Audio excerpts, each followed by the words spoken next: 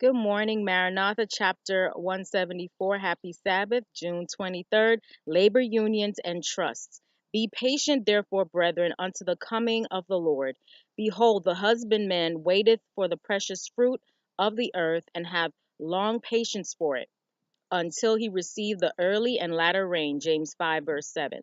The trades unions will be one of the agencies that will bring upon this earth a time of trouble such as has not been since the world began. In all our great cities, there will be a binding up in bundles by the confederacies and unions formed. Men will rule other men and demand much of them. The lives of those who refuse to unite with these unions will be in peril.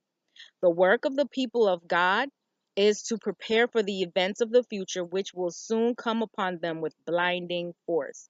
In the world, gigantic monopolies will be formed, which is not good for business and competition.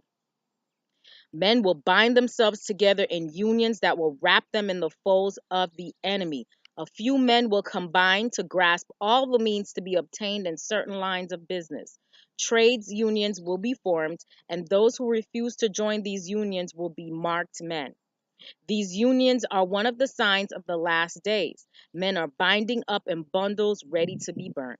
They may be church members, but while they belong to these unions, they cannot possibly keep the commandments of God.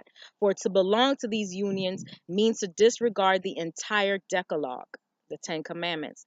Thou shalt love the Lord thy God with all thy heart and with all thy soul, with all thy strength and with all thy mind, and thy neighbor as thyself. How can men obey these words and form combinations that rob the poorer classes of the advantages which justly belong to them, preventing them from buying or selling except under certain conditions?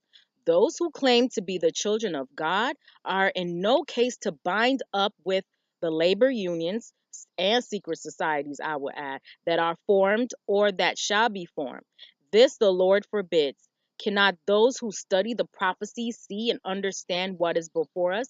Important issues must soon be met, and we wish to be hid in the cleft of the rock that we may see Jesus and be quickened by his Holy Spirit. We have no time to lose, not a moment. Have a great day today. Enjoy your day of rest.